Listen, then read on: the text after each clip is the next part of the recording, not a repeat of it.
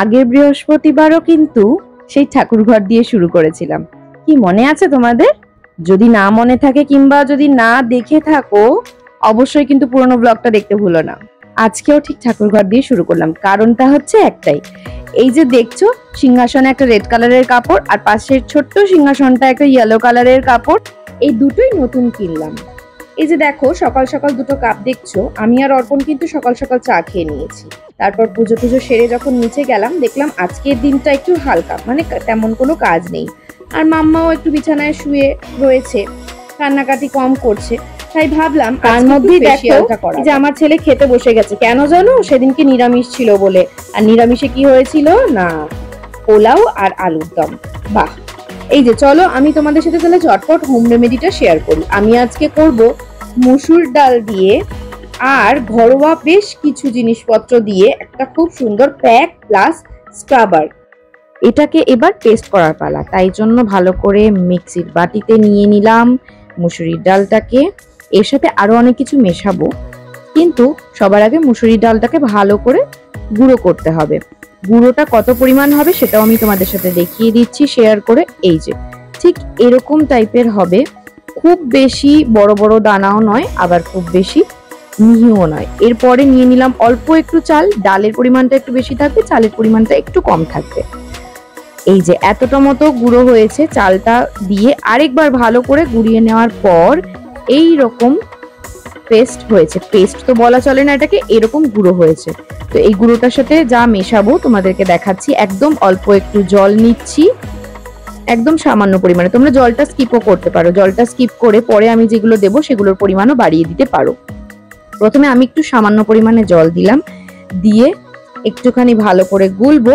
গোলার পরে তারপরে দিয়েছি 3 চামচ দুধ। এখানে একদম কাঁচা দুধটা দিয়েছি আর 2 চামচ গোলাপ জল দিয়েছি। নর্মাল ডাবর গুলাবারিটা আমি ইউজ করেছি। এই যে দেখো, আমি একটু ক্যামেরার সামনে ক্যাত মারছিলাম, যেটাকে ক্যাত মারা বলে, সেই জিনিসটাই করছিলাম। আর আমার ছেলেকে বলেছি একটু ভিডিওটা করে দে বাবা, তো ও দাঁড়িয়ে ভিডিওটা নিষ্পাপ শিশুর মতো করে দিচ্ছিল। যাই হোক, তো এই যে এই থিকনেসটা এসেছিল, খুব একটা বেশি পাতলাও নয়, খুব একটা বেশি গাঢ়ও নয়। তবে মুসুরির ডালটা যেহেতু গুঁড়োটা পুরোপুরি ফাইন পেস্ট নয়, সেক্ষেত্রে একটু পড়ে পড়ে যাচ্ছিল। তোমরা চাইলে ফাইন পেস্ট করতে পারো, কিন্তু আমি যেহেতু এটাকে প্যাক প্লাস স্ক্রাব হিসেবে ব্যবহার করব, তার কারণে আমি এরকম টাইপের গুঁড়োটা রেখেছি। শুধু হোম রেমেডিস বানালেই তো নয়, সেটাকে তো অ্যাপ্লাইও করতে হবে, কি তাই তো? তাই জন্য কি রেজাল্ট পেলাম না পেলাম সেটা দেখার জন্য কিন্তু অবশ্যই তোমাদেরকে ভিডিওটা দেখতে হবে পুরোটা, ঠিক আছে?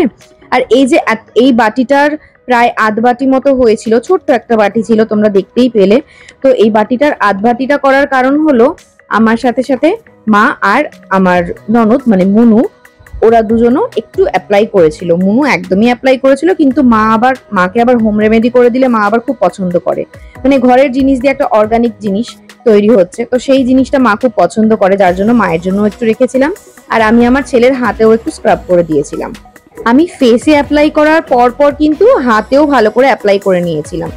প্রথমে ভেবেছিলাম করব না, হাতে পায়ে নেক্সট অন্য কোনো দিন করব, কিন্তু তারপরে ভাবলাম যে অনেকটা যদি বেঁচে যায় তাহলে নষ্ট হবে জিনিসপত্র। তাই জন্য হাতেও আমি একটু ভালো করে মেখে নিলাম। এই যে দেখো, নিচে ঝরে কিন্তু পড়ে যাচ্ছে।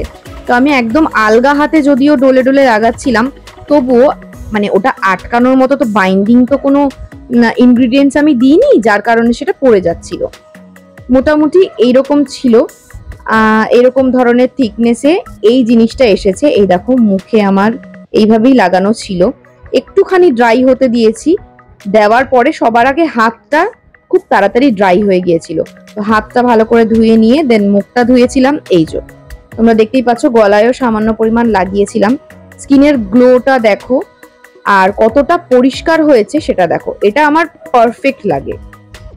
তো ভালো মতো হোম রেমেডিজ অ্যাপ্লাই করে ফেসিয়াল করার পরে দেখছি দুপুরবেলার দিকটাতেই একটু মেঘলা করে এসেছে, অলরেডি এক পশলা বৃষ্টি হয়েও গেছে। তো বৃষ্টি পড়ছে দেখেই আমি মনুকে বললাম শিগগিরই একটু নিয়ে চলে আয় জামা কাপড়গুলো। মাম্মার কাঁথাগুলোই যদিও মেলা ছিল, এসে তো দেখলাম ঘরে অনেক কিছু ওপরে অলরেডি ওই দড়িগুলোতে মেলা ছিল, সেগুলো আগে পারলাম, পেরে তারপর মাম্মার জিনিসগুলোকে আমি ভালো করে মেলে দিলাম। অর্ধেক অর্ধেক ভেজা ছিল, যদিও সকালবেলার দিকে মেলা হয়ে যায়, কিন্তু ওগুলো অর্ধেক অর্ধেক ভেজা ছিল। আর খুব একটা বেশি রোদ না ওঠার কারণে এই জিনিসটা হয়েছে। মেলে দেওয়ার পরে আমি আবার সেই যে জামা কাপড়গুলো শুকনো ছিল সেগুলোকে ভাঁজ করে একেবারে গুছিয়ে রেখে দিলাম, কারণ সঙ্গে সঙ্গে না করলে না কাজটা পড়ে থাকে। আর তারপরে মাম্মা উঠে যাওয়ার পরে না আর কোনো কাজপত্র করা যায় না, তোমরা জানোই যে ওকে নিয়ে অনেকটা সামলাতে হয়। আর যেই না সুযোগ পেয়েছি, মাম্মা ঘুমিয়েছে, অমনি আগে পেট পুজোটা করেছি। বাবারে বাবা, কি খিদে পেয়েছিল আমার। পোলাও আর আলুর দম আগেই বলেছিলাম সেদিনকে রেসিপি ছিল। ও বাবা, খাওয়া দাওয়া শেষ করতে না করতেই গিয়ে দেখি ঝমঝমিয়ে বৃষ্টি।